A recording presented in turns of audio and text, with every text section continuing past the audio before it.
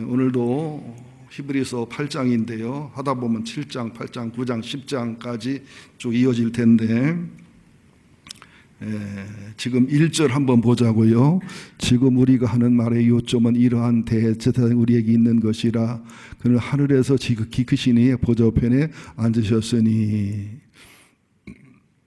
이게 지금 히브리서 8장 1절의 요점이 뭐냐면 1장부터 7장까지 있는 참 좋으신 대제사장, 참 대제사장, 하늘의 대제사장, 아론의 그 불완전함을 완전함을 이루신 대제사장, 멜기세덱의 신비와 그 영적이고 신성적인 것을 이루신 대제사장. 근데 그분이 하늘에서 지극히 크신 이의 우편에 앉았다는 얘기는 뭐냐면, 저를 쳐다보세요. 잘 쳐다보세요. 예수님은 하나님으로 사람 되셔서 성육신 오신 분인데, 그분이 친히 제물이 되시고 그분이 피를 흘리셔서 짐승의 제물 대신 하나님으로 살아있는 예수의 제물로, 짐승의 피 대신 예수의 보혈로, 또 제사장은 죽잖아요. 그런데 예수님은 죽지 않는, 대제사장은 종신직, 죽을 때까지 하지만 예수님은 죽음을 넘어 계시니 영구직인 제사장으로서 하나님 보좌 우편에서 승리자와 영광자로서 우리들의 제사나 우리들의 중보는 이게 약간 사이비도 있고 약간 어떻게 흉내를 내는 것이지, 온전한 제물, 온전한 제사, 온전한 중보 기도는 예수만 하는 거거든요. 저도 설교하지만 사이비예요. 어떻게 뭐 하나님 볼 때는. 저도 상담하지만 제 상담은 사이비예요. 예수님 상담이 참 상담이거든요. 제가 목자로 하지만 사이비예요. 온전한 목자는 예수님이시거든요. 사이비란 말이 기분 나쁘면 그림자, 주님의 사명을 한 목동, 이렇게 이해하시면 좋을 것 같아요. 제가 좀 단어가 좀 이렇게 좀 세게 쓰는 그런 버릇이 있는데 고치려고 노력을 하는데 평생 그도도 안 됩니다. 여러분 기도해 주시면 고맙겠습니다. 그래서 하늘에 계신 대제사장 예수를 얘기하는데, 이 하늘 대제사장은 큰 대제사장이고 참 대제사장이란 그런 말을 사용해요.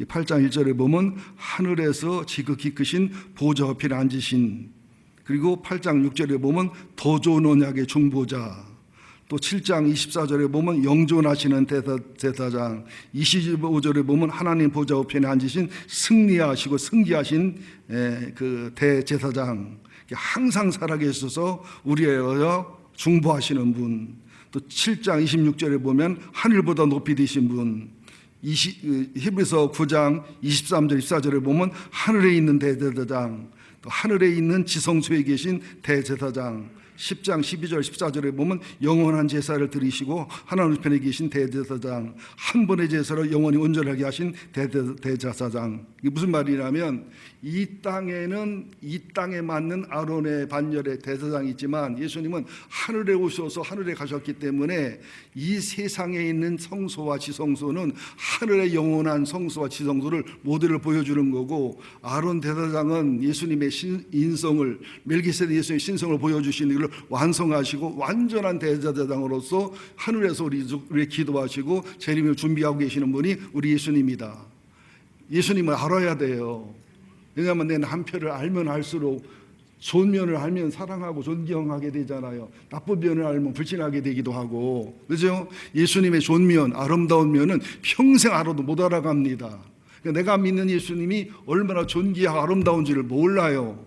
그러니까 저도 어려서 만입이 있으면 그 입 따가지고 주님을 찬송한다고 할 때 거부 반응이 올라오더라고. 만입이 있으면 하나 입은 말하고 하나 입은 먹고 해야지 만입을 다 가지고 찬송하느냐고 좀 그런 불편한 마음이 있더라고요. 지금은 안 그래요. 하늘을 두루마리 삼고 바다를 먹물 삼아도 기록할 수 없다. 말이 돼요? 하늘을 두루마리 삼고 종이를 삼고 바다를 먹물 삼아도 주님 사랑 기록 못한다는. 그래서 중국 사람들이 뻥 까는 게 아니라 기독교인이 뻥을 심하구나 그랬는데, 지금 와서 보니까 과장법이 아니더라고요. 목사는 말 표현을 잘해야 되는데 아무리 표현을 잘해도 예수님의 사랑을 표현할 길이 없어요. 지옥을 표현하고 천국을 표현할 길이 없고 주님의 사랑과는 표현할 길이 없습니다. 그래서 스펄전 목사님 같은 경우도 목회자는 단순히 말을 잘하는 게 아니라 표현력이 탁월해야 된다. 그래도 만분의 일, 천분의 일도 표현을 못한다, 이런 말씀이 있어요. 그래서 예수님은 이 땅의 대제사장이 아니라 하늘 대제사장이고, 예수님은 그 아론처럼 임시적이고 모형적인 대제사장이 아니라 자기 몸으로 제물을 삼고 자기 피로 피를 흘려 죄를 용서하고 자기가 부활하고 자기가 대제사장이 된 참 대제사장이다. 동시에 큰 대제사장, 제사장들과 비교할 수 없는 큰 대제사장이다. 이렇게 이제 표현을 하고 있습니다. 그래서 예수님이 이게 얼마나 소중하고 귀중하고 아름답고 좋은 분인지를 알아야 돼요. 인간관계를 맺어가면서도 가만히 보면 나쁜 점을 많이 알아가면은 멸시하고 무시하는 사람이 돼요, 서로 관계가. 근데 좋은 점이나 아름다운 점을 보면 존경하고 사랑하게 되거든요. 사람은 어쩔 수 없이 사단의 부분도 있고 하나님의 부분도 있어요. 어쩔 수 없이 사단의 지옥의 부분도 있고 천국의 부분이 있단 말이죠. 근데 관계 맺기 나름이고 용서하고 사랑하기 나름이거든요. 예수님의 좋고 아름다운 점 많이 발견해서 누리고 편안하고 행복하시기를 예수 이름으로 축원드립니다. 하늘 대제사장, 큰 대제사장, 참 대제사장은 뭐냐? 이분은 우리를 아셔요. 그냥 우리가 영혼도 알고 죄도 알고 상처도 알고 고통도 알고 우리의 괴로움도 알고 슬픔도 알고 아시는데 사랑으로 하시는 거예요. 그러니까 하나님은 우리를 징계를 해도 우리의 영혼을 위해서 사랑으로 징계하는 거예요. 축복을 해도 우리들의 용기를 위해서 축복을 하는 거예요. 하나님의 사랑은 슬픈 사랑이냐 기쁜 사랑이냐 행복한 사랑이냐 아픈 사랑이냐지 무슨 일이 내게 닥쳐와도 하나님은 사랑이에요. 사랑, 오직 사랑. 슬픈 사랑은 우리가 하나님 근심하게 할 때, 기쁜 사랑 우리가 하나님 행복하게 할 때, 그죠? 행복한 사람 우리가 바르게 살아갈 때, 괴로운 사람 우리가 바르게 살지 못할 때, 하나님은 사랑이에요. 모든 반응이 자체가 들었던 예화지만 한번 들어야 될 것 같은 감동이 와서요. 제 친구 목사님 한 분이 서울서 목회를 하는데 30대 후반이 된 그 참 선하고 보봇이 살만하고 성실하고 기도 많이 하는 집사님 두 분이 슈퍼를 하는데 그 하나밖에 없는 애동딸이지요. 무남동 애동딸이 5살인데 얼마나 똑똑하고 이쁘고 말을 잘하는지 별명이 변호사예요. 그리고 이제 가게가 있고 또 쭉 아래 가게가 있는데 건너편에는 추럭이 쓰고 추럭이 출입하는 곳이 있는데 이 아이가 보통 때는 그 상가 안에 있는 화장실에 가서 볼일을 보고 왔는데 좀 멀어요. 그러니까 너무 급하고 막 쌀 것 같으니까 얼른 가서 서 있는 트럭 뒤에서 앉아서 소변을 보는 거예요. 트럭 기사가 백밀러로 안 보이잖아요. 사각지대에 있으니까 그냥 앞으로 쭉 갔으면 좋은데 트럭을 뒤로 백을 했다가 앞으로 나간 거예요. 백을 하는 사이에 백이란 말 알지요? 후진을 하는 사이에 이 아이가 그냥 트럭에 그대로 쳐서 현장에서 직사했어요. 여러분, 세상에 제일 고통스럽고 아픈 것은 자식을 앞서 보내는 겁니다. 암으로 보내거나 뭐로 보내면 준비는 돼 있잖아요. 또 고통스럽고 어렵다 보면 정을 떼고 가잖아, 어느 정도. 근데 교통사고로 가는 것은 갑자기 손발이 끊어진 것과 같은 스트레스고 고통이고 트라우마거든요. 엄마 아빠가 그걸 봤어요. 팔팔팔팔 뛰는 거예요. 팔팔 반은 미쳐가지고. 그러니까 제 친구 목사님하고 사모님이 가서 같이 붙들고 울고 기도해주고 예배했는데 그 젊은 집사 부부가 울면서 막 소리 지르더래요. 목사님 사모님은 3남매 잘 크고 있지 않냐고, 아들 주고 받냐고, 딸 주고 받냐고, 나는 하나님이 안 믿어진다고, 설교가 귀에 안 들어온다고, 내 목사님 사모님 좋아하지만 난 목사님 사모님 소리가 하나도 안 들려 소용없어. 뭐 숱하게 많은 교인이 찾아가도 오히려 상처를 받고 분노를 하는 거예요. 그때 우리 친구 목사님이 참 지혜로워요. 권사님 한 분을 보냈는데 이 권사님은 어떤 권사님이냐면 남편이 일찍 돌아가셔서 3남매를 콩나물 장사하면서 떡 장사하면서 3남매를 키웠는데 스카이로 다 3남매를 학교를 보냈는데 이상하게 3남매가 대학 가서 다 죽었어요. 참 이게 여러분 예수 잘 믿는다고 환난풍파 없는 거 아니에요. 욥 보세요. 욥 하나의 사명이거든요. 그 모질게 살아가는 것도. 예. 큰아들은 아마 서울대 법대를 다녔는데 교통사고로 갔고 둘째는 이게 연애하다가 실연당해가지고 자살했고, 그때는 이제 가난할 때라 연탄 썼잖아요. 셋째 딸은 연탄가스로 보내고. 그러니 여러분 부모 마음이 어떻겠습니까? 저도 우리 아들 가와사키란가? 그게 심장까지 침투하면 죽는 병인데 온양에서 이거 잡아내지 못해가지고 거의 죽기 직전에 순천외병을 발견해서 그 밤이 고비라고 하더라고요. 몇 시간이. 몇 시간을 통해서 사망할 수도 있고 살 수도 있다고 하는데, 아내랑 성질이랑 순천외병을 가지고 미라는 자고 저는 이불도 못 덮고 쪼그리고서 밤새 울었던 기억이 나요. 막 심장이 오그러지고 온몸이 오그러지는데, 그 애비의 마음이잖아요. 또 결혼을 일찍 했기 때문에 굉장히 젊고 어리는데도 심장이 높고 뼈가 녹는 아픔으로 울었거든요. 근데 이제 자녀 셋을 잃고 욥 같은 신앙을 가진 이 권사님은 원망이 없어요. 참 감사해요. 가서 뭐라고 했겠어요? 목사님처럼 설교했겠어요? 저처럼 상담했겠어요? 그냥 붙들고 울었어요. 가니까 두 분이 붙들고 막 우는 거야. 왜? 이심전심이잖아요. 왜 군대 가서 훈련 받으면서 왜 친해요? 개고생할 때 만난 친구는요, 친합니다. 전투 중에 만난 친구는 친해요. 그리고 여행 중에 만나서 일주일 열흘 있으면요, 여기서 10년 만난 친구보다 더 친해지는 이상한 심리가 있습니다. 사람 마음에는. 저부터 울으니까 다 울고 난 다음에 권사님이 그랬어요. 나봐. 자격 있지요? 나봐. 예수님이 그 말이에요. 여러분들 성도들, 나봐.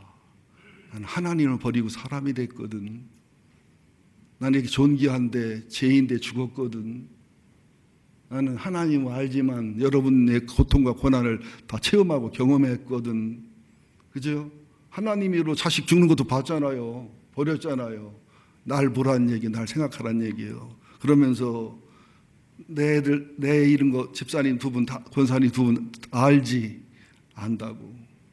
나도 남편이 있어. 난 나이가 지금 60이고 70대 가잖아. 나는 결혼도 못해. 해도 못 나. 나는 그 삼남매를 보내면서 욥의 고난을 터득했고, 삼남매를 보내면서 주님의 깊은 사랑과 하나님 아버지의 그 사랑을 배웠어.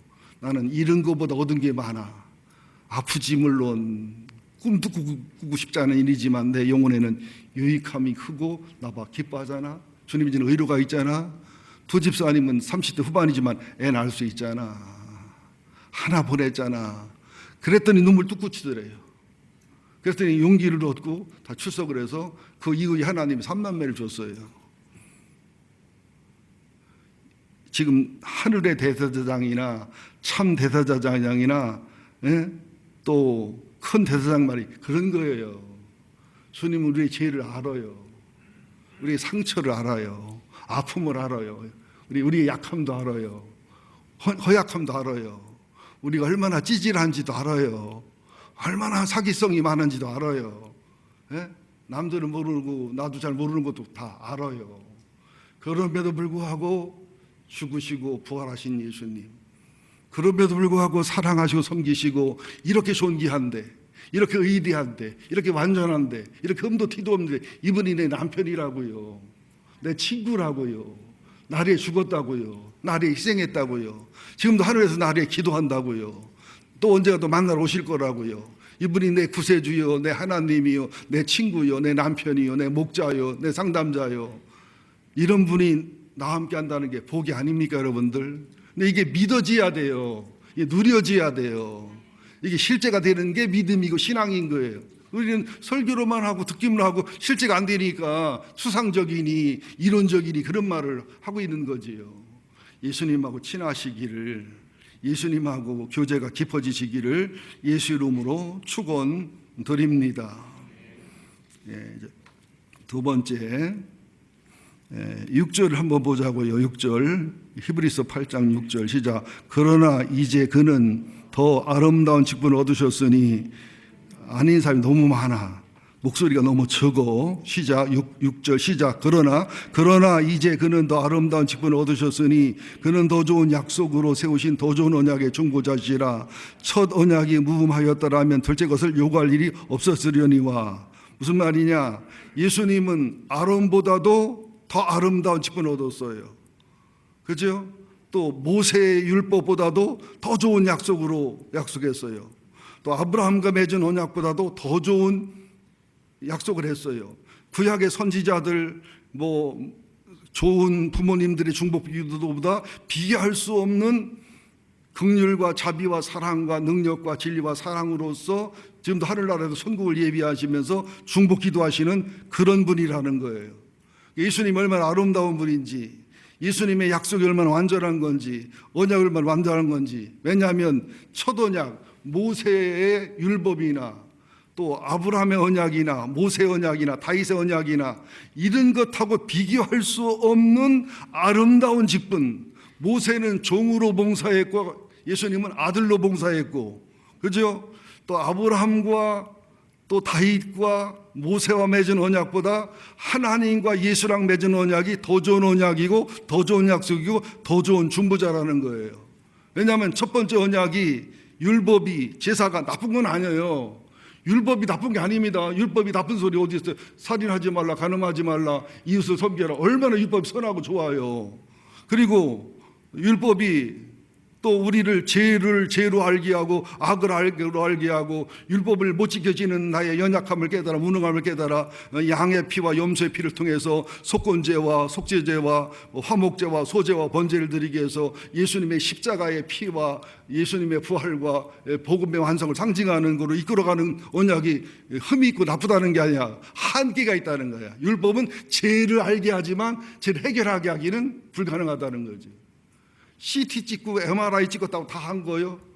CT 찍고 MRI 찍어서 율법으로 비춰보고 수술하고 치료받고 입원하는 것은 복음을 해결받는 거란 말이죠.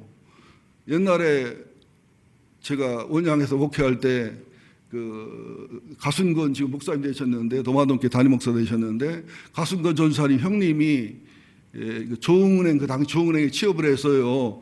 첫 봉급을 받아가지고 그때는 돈가스니 비프가스니 이런 거 먹는 게 사치에 가까웠기 때문에 생전처음 경양치집에 가서 돈가스를 시켰는데 먼저 뭐가 나와요? 물하고 스프가 나오잖아요. 좀 기다리면 돈가스가 나오는데 그때 아마 이게 좀 텀이 길었나 봐. 그러니까 스프만 먹고서 나오면서 계산하고 나오면서 집에 가서 그러더래. 가순건 전사님한테 목사님한테 야 돈가스 먹지 마. 되게 비싸고 죽만 줘. 그러니까 이런 교인들이 굉장히 많아요. 그러니까 하나님의 대제사장, 하늘의 대제사장, 참 대제사장 몰라. 이해를 못해. 누리지를 못하는 거예요. 그래서 우리는 예수님을 사귀고 알고 그죠? 친해지고 믿고 신뢰하면서 누려야 돼요. 여러분 비행기 타면은 물론 싼 비행기는 돈을 주고 도시락 팝니다만은 정상적 비행기는 밥값이 다 들어있잖아요. 근데 밥값 내려고 하면 안 되잖아요.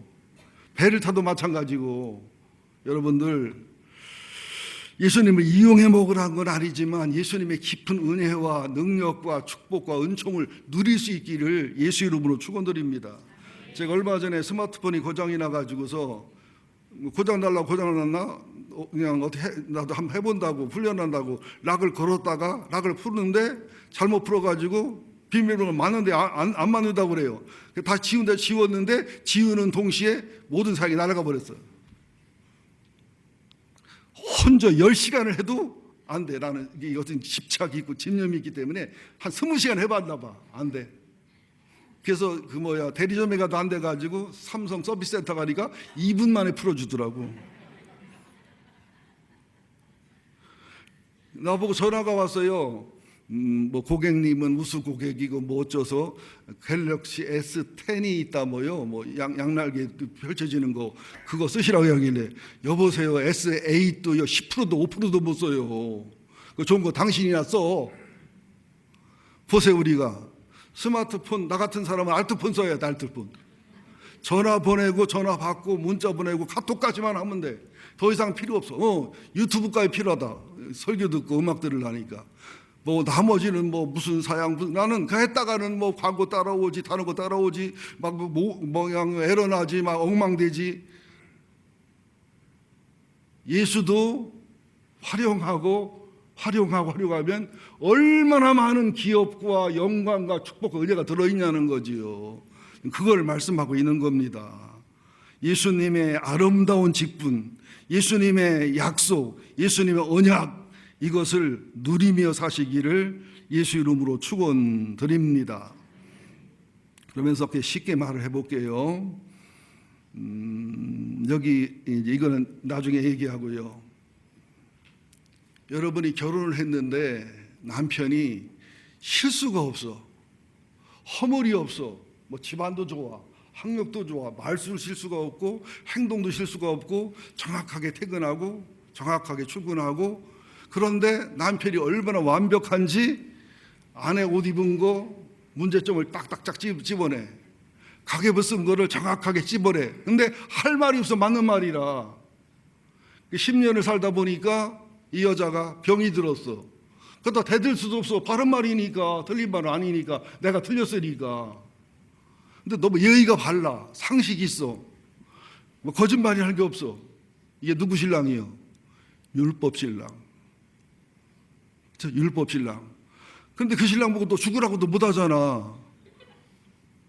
그 친구들 사이에 모여가지고 우리 신랑은 답답해, 힘들어 그랬더니 신랑들이 그 친구들이 뭐라 그래? 호강에 겨운 년. 우리 신랑은 바람도 피고 뭐 술도 먹고 뭐 술값 얼마나 하고 뭐하고. 그런 신랑 와서 뭐 업어주고 안아줘야지. 그 신랑이 어떻다고 부처님 같지 않냐, 예수님 같지 않냐. 근데 우리끼리 얘기지만 예수님이 좋은데 데리고 살기는 피곤이야. 그잖아요. 근데 죽었어. 그래서 우는데 울음이 안 나와서 그냥 억지로 그냥 여기다 뭘 발라서 문지르고 울었어. 1년 후에 결혼했는데 세상에 여자는 무슨 남자 복이 그렇게 많아. 이 남자가 집안이 더 좋아. 부모님이 더 좋아. 인물도 좋고 학력도 좋고. 그런데 이 여자가 애가 셋인데 애를 다 데려다가 호적 정리해서 자기 아들을 만들고 자기는 정관 수술해서 애를 안 낳기로 했어. 자기 애를 낳으면 내 마음이 변할 수도 있다고. 그런데 이 사람은 완벽한 삶을 살아가는 대신에 아내에게 늦잠 자도 뭐라고 얘기 안 하고, 그리고 공감도 잘해주고, 그리고 이남 1년대 아이들 내 자식처럼 더 키우니까 애들이 엄마보다 아빠를 더 좋아해. 그 엄마를 아주 굉장히 사랑해줘. 처갓집에게 얼마나 잘하고 잘 섬기고, 그냥 뭐 아내가 아프다, 신장 안 좋다니까 필요하면 내 신장도 준다고 그러고, 유머도 좋고, 너무 알아서 잘해주는 게 많아 막. 근데 그 여자가 친구들 모임에 가서 남편 욕하고 남편 바꾸고 싶다고 하면 그건 뭐요? 좋은 여자예요, 나쁜 여자예요? 벼락 맞을 년이지. 그게 누구요? 예수 신랑, 복음 신랑, 은혜 신랑. 이게 신앙생활 해도 지금 보면요, 율법 신랑하고 사는 사람들이 많아요. 은혜 신랑하고 사는 사람도 많고, 복음 신랑하고 사는 사람도 많고. 여러분 예수는 여러분에게 율법 신랑이요, 복음 신랑이요, 은혜 신랑이요.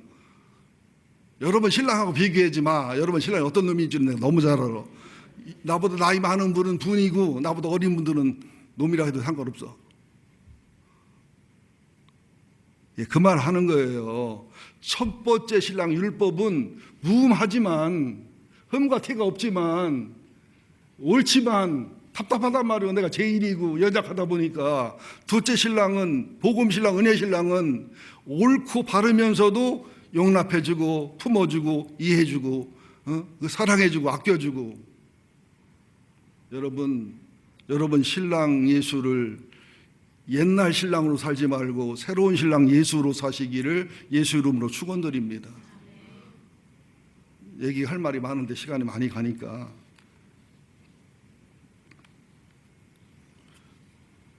그러면서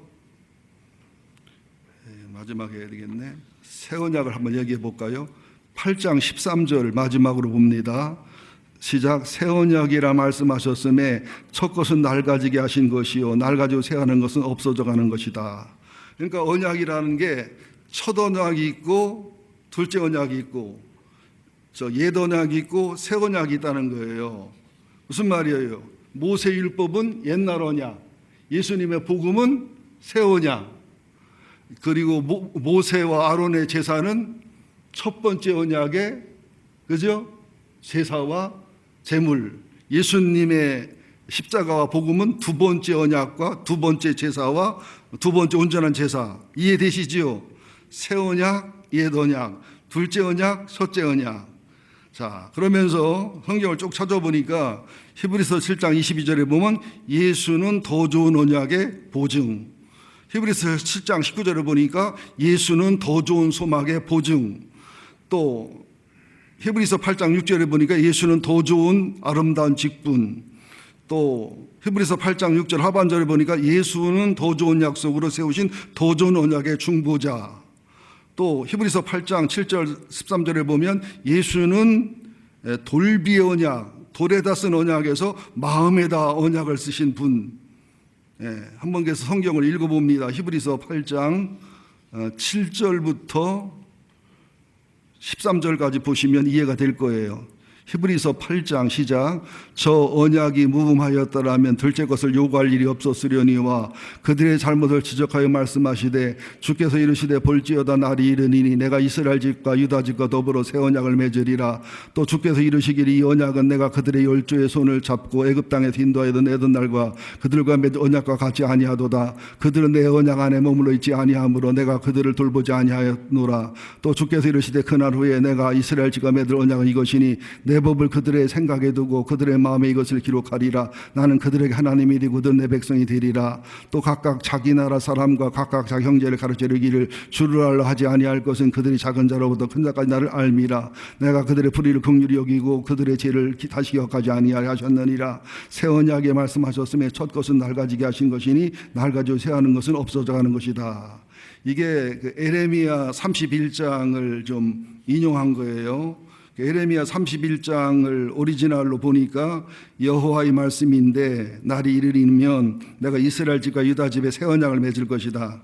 그러니까 옛날에 맺었던 모세 언약이 아니라 앞으로 올 예수님의 새 언약인데 이 언약은 애굽에서 모세랑 맺던 언약하고는 다른 언약이다.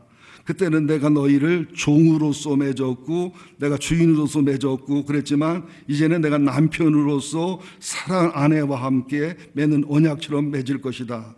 또 이 언약은 옛날의 언약은 돌비에 쓴 그도 돌판에 쓴 언약이지만 이것은 내가 맺은 언약은 너희들 마음속에 생각 속에 기록해서 너희들의 마음과 생각이 변화되게 해서 너희를 변화시키게 할 것이다. 이런 말씀이에요. 또 에스겔서 11장에도 보면 그런 말씀이 있어요. 19절에 내가 그들에게 한 마음을 주고 그 속에 새 영을 주며 그 몸에 돌 같은 마음을 제거하고 살처럼 부드러운 마음을 주어서 내 율례를 따르며 내 규례를 지행하게 하리니 그들이 내 백성이 되고 나는 그들의 하나님이 되리라. 그러니까 새 언약, 옛 언약, 둘째 언약, 첫째 언약이라는 것은 신비, 구약에는 돌에다 썼잖아요. 신약에는 예수님이 하나님이 옆에 오셨고 성령이 내 안에 들어오셔서 내 영혼에다 기록하신단 말이에요. 내 마음에다 기록하신단 말이에요.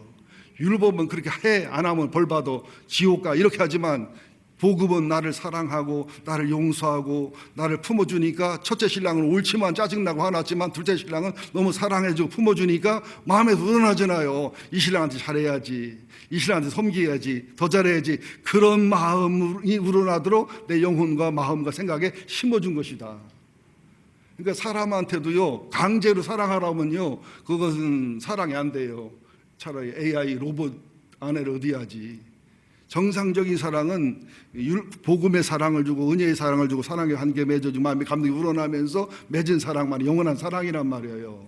신약 시대에는 우리 지금 시대에는 율법처럼 옛날 언약처럼 그렇게 신앙생활 하지 말고 하나님이 사람 된 사랑, 사람들 죽으시고 부활하신 사랑, 완전한 제사장, 온전한 제사장, 하늘 제사장, 그분이 내 안에 계시고 말씀이 내 안에 있고 그분이 나를 사랑하고 용서하고 베풀어 주잖아요. 얼마나 주님이 여러분을 사랑하고 아껴요. 여러분 신랑은 여러분 죽을 일 있으면 대신 죽을 남자, 드물어 평상시에 그렇게 얘기하지만 실제 당해보면 여자들은 대신 죽을지만 남자들은 십십팔고 도망가. 청룡열차도 못하는데 황수관 박사님이 재미난 얘기 하더라고요. 평상시 아버지는 자상했대요. 사랑도 많고 그래서 엄마보다 아빠를 더 좋아했대요. 엄마는 무뚝뚝했기 때문에. 근데 6.25 전쟁 때 피난 때 가면서 아버지 실력이 산통났어. 다 드러난 거예요. 한 5남매인가 6남매가 피난을 가는데 저기 막 이북 비행기든 미국 비행기든 쭉 나타나서 막 쫙 가잖아요. 옛날 호족기라고 했어요. 이승만 대통령 사돈네가 어디냐면 처갓집이 호주거든. 호주에서 온 비행기라 호족기라고 했다고요. 장민호 집사님 기억하세요? 왜 나보다 12살 먹은 분이 저런 표정을 지금 호족기라는 말이 있어. 호족기. 네? 그런데 세상에 막 폭격을 가하니까 엄마는 막 아들 찾고 딸 찾고 막 그 관리하느라고 정신없는데 아빠는 벌써 얼루 튀었는지 아내고 자식이고 소용없이 튀어서 저 구석가 숨겨서 이때에 폭격 딱 끝난 다음에 기어나오더니 안 다쳤어? 살았어? 그러더니 그때 황수관 박사가 깨달았대. 아, 아빠는 입으로만 사랑하지 폭탄 날라오면 숨는 사람이로구나. 그 다음에 피난 가서 어느 집에 들어갔는데 그다음부터 폭탄이 터져지고 막 난리가 나니까 아빠는 어느 편이 튀어가지고 골방에 숨었는데 엄마만 아들, 딸 챙기고 있고 엄마 밑에 아들, 딸 6명이 품고 있더라는 거야. 그때 보면서 아, 비겁한 남자여 아버지여. 그대 이름은 비겁한 아버지로구나. 그 얘기는 얼마나 웃는지 모르겠어요.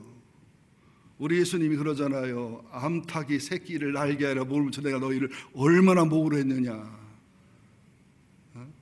구약의 율법은 이게 모세 신랑은 잔소리만 하는 신랑이야. 잘했네 못했네.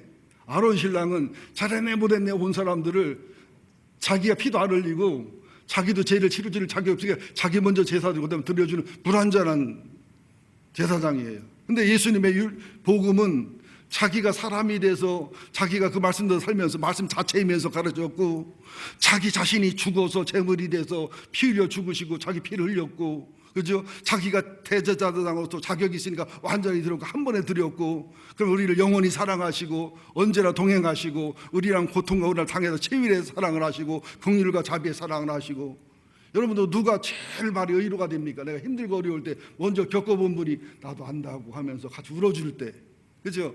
나도 안다고 하면 사랑해 줄 때 지금부터 내가 지난 주간 때문에 마음이 한참 아픈데요. 뭐 삼성에 살다가 저기 뭐 수원으로 이사 갔다고 하더라고요. 갔는데 전화가 왔는데 아내가 도망을 가버려서 애들 둘 데리고서 지하에서 산을고 있는데 뭐 대리운전을 하려고 하는데 뭐 30만 원 40만 원 필요하고 애들 사줄 게 없어서 음식도 못 사 며칠 굶고 있고 막 울면서 그러는데 여자가 울어도 마음이 약해지면 남자가 울으면 마음이 더 약해지거든요. 그래서 내가 알았다고 나는 보지도 못하고 처음 통화하는 사람이에요. 50만 원 보내준다고 했더니 바로 말을 바꾸더라고요. 근데 전세이나 사골세비를 못 내가지고 50만 원 보내주셔야 이걸 낼 수 있고 그럼 100만 원 보내준다고 100만 원을 이체했어요. 근데 며칠 있다 전화가 계속 와요. 받았더니 아내가 갑자기 나타났대야. 나타나서 경주에 나타나는데 다쳐 일을 못해서 자기가 대신 일을 해야 되고 경주에 가면 100만 원이 있어야 2달은 살 수 있기 때문에 100만 원 더 보내달라고. 나 혼자 있으면 보냈으니까 그래도. 근데 뭐 사무장이 날 쳐다보는 눈인데 또 독특한 눈이야. 마누라는 더 보냈다가는 하여튼 모르겠어 그 눈이 뭔지는. 그래가지고 나는 지금도 10번을 속어도 한 번이 사실이라면 울고 불고 하면서 나 살려달라고 막 하는데 지금도 그게 마음이 아파요. 너무 아파요. 그런다고 나도 뭐 빚이 5천만 원밖에 안 되는데 마이너스 통장도 보내준 건데 그거까지 보내면 또 지금 아버님 병원비 보내야지 또 카드값 막아야지. 나도 코가 석자인데 나도 다달에 100만 원씩 이게 제 치료비가 들어가고 약값이 들어가고 있거든요. 근데 마음이 찌질하게 아파. 근데 이게 예수님의 마음인 것 같아요. 하나님의 마음이고, 저 혼자 살아보면 100만 원 또 보냈을 거예요. 나는 아주 바보로 살기 딱 맞아요. 이용이 딱 맞는데, 나는 뭐냐면 10번을 속어도 한 번이 진짜라면 난 한다는 주의거든요. 근데 그것은 자격이 없어요. 빚이 없이 돈이나 벌어가며 그런 소리 해야지. 주는 것만 좋아하고, 내가 잘못했어, 여보 당신 잘못 없어, 내가 다 잘못인데, 이렇게 얘기하면 아이고 저만 신령하고 나만 저기 한다고 하는구나, 또 이렇게 얘기 나오면 내가 잘못해서 또 찢기니까 여보 그건 아닙니다, 그런 중심도 아니고요. 그래도 이제 안 믿어줄 것 같아서 아이 진짜 믿어주세요. 예, 새 언약, 옛 언약, 율법 신랑, 복음 신랑, 모세 신랑, 예수 신랑, 아론 신랑, 예수 신랑. 참 예수가 내 신랑이라는 게 얼마나 고맙습니까? 예수가 내 친구라는 게, 예수가 나의 상담자라는 게, 예수가 나와 영원히 동행한다는 게 얼마나 고맙고 감사합니까? 자, 저 쳐다보세요. 9시 예배 때는 딱딱하고 힘들었는데 11시 때는 재미있게 하는 거야, 여러분들. 혹시 안나 카레니나라는 책 읽어본 분 있어요? 톨스토이의 책인데 손 번쩍 들어보세요. 이광수의 사랑, 도스토예프스키의 까라바조프가 형제들, 이런 책들 읽어야 되는데 현대는 안 읽지요, 잘 시대가. 그 얘기 속에 기가 막힌 진리를 한번 말씀해 보는데, 석영중 교수라고 여자분인데 고려대학교 교수인데 러시아 문학을 전공한 분인데 그분의 해설입니다.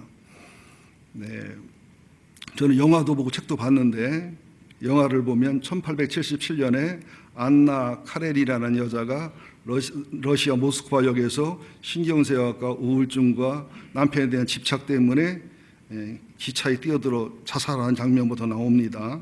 이게 시작하는 장면이 그래요. 어느 날 이제 그건 마지막 죽는 장면을 미리 보여준 거고, 시작이 어느 날 안나는 오빠 스티바가 가정교사랑 불륜으로 아내 돌리랑 부부싸움을 말리기 위해서 발음이 잘 안 돼요. 쌍만 되지. 상트페테부르크가 이게 안 되지. 부르크에서 이제 모스크바를 향해 가다가 모스크바에서 우연히 젊고 잘생기고 아주 멋진 웃음이 아름다운 장교 브론스키를 만납니다. 두 사람 사이에 레이저 광선이 오가지요. 그래서 안나는 유부녀니까 브론스키를 피해서 상트페테부르크로 돌아오는데, 안나를 포기하지 아니한 장교 브론스키가 안나를 쫓아와서 사랑을 고백하고 몇 번 만난 후에 미래가 오간 후에 안나는 남편과 자식과 사회적 명성을 버리고 브론스키를 선택하죠. 오랜 시간을 망설이던 안나는 결국 그의 열정이 이끌려 불륜을 저지르고 임신을 하고 나중에는 유럽으로 여행을 갔다 오고, 근데 안나의 남편인 레바라고 하던가, 아마 고위 관료고 나이가 한 20살이가 많은 이런 남편은 안나의 고백을 다 듣고도 용서하고 아이까지도 키우겠다고 하면서 품어요. 그래도 안나는 브론스키를 포기하지 않지요. 근데 안나는 러시아 사교계에서도 배척이 됩니다. 브론스키랑 결혼했지만 브론스키 집안에서 브론스키만 바라보고 살아가는데 자유분방한 여인이 힘들지요. 브론스키를 집착하게 되고 의심하게 되고, 나중에는 사랑하고 이해하고 품다가 브론스키가 예수인가 남자지, 안나를 부담스러워하고 불편해하고 화를 내고 분노합니다. 그때 안나 카라니나의 명대사, 이제 아무것도 보이지 않고 어떤 것을 보아도 소름 끼치게 된다면 촛불을 꺼버려도 되지 않을까, 사살 직전에 한 말이에요. 우리는 이 상태가 되면, 이런 상태가 됐으니 예수라 믿을까? 교회를 갈까? 이렇게 돼야 되지요. 그러니까 인간의 끝이 끝인 사람은 망할 사람들이 가룟 유다의 길을 가는 사람이고, 인간의 끝과 절망이 다시 시작인 것은 베드로의 길을 가는 사람입니다. 결국 안나는 질투에 눈이 멀고 신경쇠약에 시달리고 폐인이 돼가지고 브론스키를 처음 만났던 모스크바 기차역에서 자살합니다. 그런데 오빠 스티바의 친구이자 톨스토이 자신의 모습을 보이는 분신인 레빈, 그러니까 안나의 남편이죠. 그러니까 스티바의 처제인 키티에게 청혼을 하는데 키티는 브룬스키를 마음에 두고 있기 때문에 거절해요. 브룬스키는 그래도 안나를 사랑하지 키티를 사랑하지 않습니다. 레빈의 청혼을 거부한 채 짝사랑의 열병을 앓던 키티는 요양 후 돌아와서 레빈이 두 번째 청혼을 했을 때 둘이 결혼합니다. 안나 카레리나의 세 커플 얘기가 나와요. 하나는 뭐냐, 주인공 안나 카레리나와 잘생긴 장교 브론스키, 이거는 이기적인 사랑, 불륜의 사랑, 파국을 향해 가는 커플을 말합니다. 스티바와 돌리는 정상적 결혼했지만 변화도 없고 성장도 없고 그냥 종교적으로 살아가는 커플을 얘기합니다. 레비는 나이가 많지만 늘 성장하고 성숙하고 신앙은 변화됩니다. 키티도 처음에는 레비는 나이 많다고 매력없다고 거부했지만 살면 살수록 그들의 사랑과 영혼의 아름다움을 느껴서 성장하고 행복해지는 거예요. 자, 그럼 나는 지금 예수 신랑하고 사랑의 관계를 맺는데, 그죠? 예수 신랑하고 부부 관계를 맺고 예수 신랑과 영적 생활하는데 안나나 브론스키처럼 예수를 통해 내 야망과 욕망과 이기적인 것을 의하여 사는 그런 신앙생활에 아론의 금송아지 하나님처럼, 그죠? 십자가 띄면 무당집이 되는 것 같은 그런 그 기적주의, 기복주의 신앙으로 간다면 우리는 불행을 향해 가는 커플이 될 거예요. 스티바나 돌립처럼 예수를 사랑할 것도 없고 안 사랑할 것도 없고 성장할 것도 없고 성장할 것도 없고 변함없는데 성장과 성숙도 없는 가장 진부하고 그날이고 그래서 기도에 힘쓸 것도 없고 예배에 힘쓸 것도 없고 성욕에 힘쓸 것도 없고 설교를 할 것도 없고 아들을 할 것도 없고 그냥 변함없는 진부한 그런 커플이에요. 레빈과 키티는 서로 안 맞는 것처럼 사랑이 없는 것처럼 만났지만 영혼의 사랑을 느끼며 영혼의 성장을 느끼며 서로의 그 다툼 속에서도 서로를 변화시키고 서로 치유되고 성화되며 성장하는 커플. 여러분들은 어느 스타일인가요? 안나와 브론스키 스타일이다. 안나의 신앙생활이 다 잊어버렸어요? 안나가 누구지? 브론스키 누구지? 그러면 나는 할 말이 없지요. 또 스티바와 돌리의 변화도 성장도 없는 커플이다. 레빈과 키티의 성장하고 변화가 일어나고 육적인 사랑보다 영적인 사랑, 하늘의 사랑으로 성장하는 사람이다. 나하고 집사람을 보니까 레빈과 키티의 그런 스타일이더라고요. 내 첫사랑을 못 잊어서 5년 동안 꿈속에 나타났다 했어요. 아내도 자기 스타일 아니고 아내는 저를 좋아하긴 했다고 그래. 나도 이쁘고 훌륭한 건 아는데 내 스타일이 아니었거든요. 10년 동안 갈등을 무진장했습니다. 그러나 그 다음에는 정말 내 기도의 응답이었다는 사실, 하나님이 내게 많은 짝을 줬다는 사실, 또 40년 넘게 살다 보니까 와, 첫 번째 사랑, 두 번째 사랑, 세 번째 사랑 하겠으면 큰일 났구나. 네 번째거든요, 순서대로 말하면. 와, 내가 복 받았구나. 별걸 다 얘기한다. 아내는 다 알아요. 시집 와서 내 일기장을 다 읽었대야. 나도 그걸 태우야. 자기는 태우고서 내 것은 왜 봐. 저 사람도 모모 목사님하고 좋아한 적이 있었대야. 뭐 여군 되는 거하고 수녀 되는 게 꿈이었다나? 내 속색이 수녀가 되든지 내가 사도 바울인 줄 알고 시집을 왔대야. 예, 그러면서 여기서 주는 교훈이 뭐냐면 사랑도 중요하지만 건강한 사랑, 사랑도 중요하지만 성경적인 사랑, 사랑도 중요하지만 이타적인 사랑. 그러면 그 사랑 속에는 소통과 자유와 성장과 갈등 속에서 성화와 회개와 변화가 있어야 된다는 거예요. 마지막 톨스토이의 마지막 해석이 뭐냐? 성장이 멈추는 순간 삶도 행복도 신앙도 더 이상 없다. 비행기의 신앙은 이륙해서 비행기 고도가 돼서 착륙하는 거예요. 이 땅에서 이륙해서, 그죠? 날아가서 하늘 날아가서 착륙하는데 비행기 고도에 가면 안정감이 있는데 거기서 속도를 유지하지 못한 비행기 떨어지게 돼 있어요. 나는 지금 고도를 유지하고 있나, 방향을 이탈하고 있지 않나, 추락 중에 있지 않나 자신을 돌아보고 살펴보는 우리가 돼야 될 줄로 믿습니다. 그래서 마지막으로 성경 한번 읽겠습니다. 히브리서 10장 23절 25절. 히브리서 10장 23절 25절. 19절부터 봅시다. 차라리 시작. 그러므로 형제들아 우리가 예수의 피를 힘입어 성소에 들어갈 담력을 얻었나니 그 길은 우리를 위하여 회장 가운데로 열어놓으신 새로운 산길이요 회장은 그의 육체니라. 또 하나님의 집 다스린 큰 제사장이 계심에 우리가 마음의 뿌림을 받아 악한 양심으로부터 벗어나고 몸은 맑은 물로 씻음을 받았으니 참마음과 온전한 믿음을 하나님께 나가자.